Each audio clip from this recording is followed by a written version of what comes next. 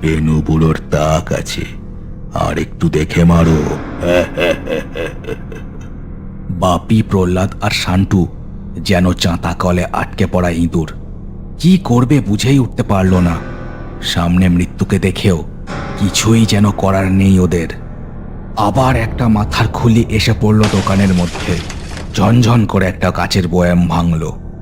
বয়ামের ঘায়ে দেওয়ালে টানানো মা কালীর ছবি থেকে একটা ফুল এসে পড়ল শান্টু আর বাবলার আনা ঢাউস ব্যাগ দুটোর ওপর।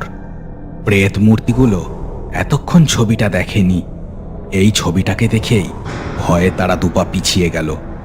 ও, এই জন্যই তখন আমি দোকানে ঢুকতে পারিনি।